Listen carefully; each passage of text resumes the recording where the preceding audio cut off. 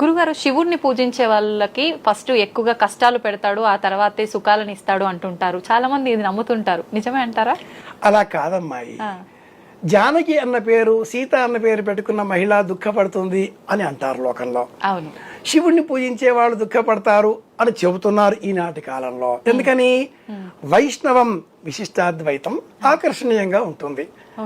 వైష్ణవంలో నామాలుంటాయి, పులిహోరలుంటాయి, షొండెలుంటాయి, పెరగన్నాలుంటాయి, ఇంకా లడ్డూ లాంటి సమస్యలుంటాయి. అదొక ప్రపంచం, అదొక ఆకర్షణ. శివుడి వద్ద నైవేద్యాలే లేవు. అంత నీళ్లు పోయండి, ఇంత పత్రి వేయండి, అంత భస్మం పూసుకోండి, ఓ రుద్రాక్షతో ఓ నమ శివాయ అనండి, అయిపోయింది.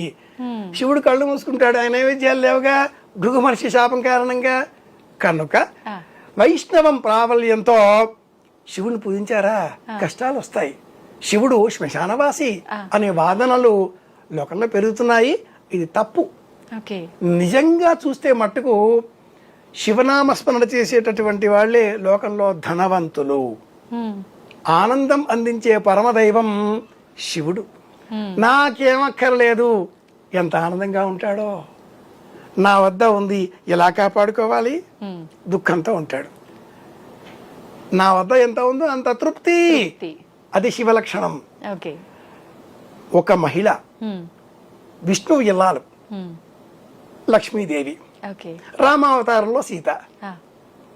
ఒకే వ్యక్తి రావణుడు, మరొక రూపం శివుడు. శివుడి ఇల్లాలు పార్వతి. ఈ రావణుడు వచ్చి ఇంత అందమైన అర్ధాంగి నీకెందుకయ్యా, నాకు ఇచ్చేయచ్చు కదా అని చెబితే, ఈ ఈశ్వరుడు బోళాశంకరుడు కదా, నాకేం అభ్యంతరం లేదు, ఆడు వస్తే తీసుకుపో అన్నాడు. ఆ పార్వతీదేవి పరిగెత్తింది. సినిమాటిక్ గా చెప్పుకోవాలి అంటే భూకైలాస సినిమాలు ఇవన్నీ చూస్తూ ఉంటాం మనం. పురాణంగా చెప్పాలంటే శివపురాణం. మరి అదే విష్ణువు రాముడి రూపంలో ఉన్నప్పుడో, అదే రావణుడు సీతాదేవిని ఎత్తుకుపోయినప్పుడో వానలను వెంట పెట్టుకుని వారధి గట్టి యుద్ధం చేసి చంపి మరీ తెచ్చుకున్నాడు. కాబట్టి విడిచిపెట్టే లక్షణం కాదు విష్ణువుది, పట్టుకుంటాడు. శివుడు ఇచ్చేస్తూనే ఉంటాడు. కనుక ఇచ్చే లక్షణం శివుడిది. శివుడిని పూజించే వాళ్లే ధనవంతులు. ఏంటి గురుగారు శివుడిని ఆరాధించే వల్ల కలిగే ప్రయోజనాలు ఏంటి? Immediate result. ఎందుకంటే గమనిస్తే రావణుడు, భస్మాసురుడు, ఎవరిని తీసుకున్న రాక్షసులంతా శివుడి భక్తులే. షార్ట్ కట్ మెథడ్ లాగా ఇలా ప్రార్థించగానే ఆ పరమశివుడు కళ్ళు మూసుకొని కూర్చుంటాడు. ఏమిటయ్యా, ఏం కావాలి తీసుకో అంటాడు, ఇచ్చేస్తాడు. శంకరోతీతి, ఆయనకేం అక్కర్లేదు కాబట్టి ఇచ్చేస్తాడు. ఆయన ఇచ్చిన వరాలతో వీళ్ళంతా కూడా విర్రవీగుతారు. విష్ణువు నానా అవతారాలు ధరించాలి, అంతం చేయాలి, పెద్ద గొడవ. ఈనాటి కాలంలో శివుడికి భక్తి ఎందుకు పెరిగింది అంటే ప్రపంచవ్యాప్తంగా అవసరాలు పెరిగాయి.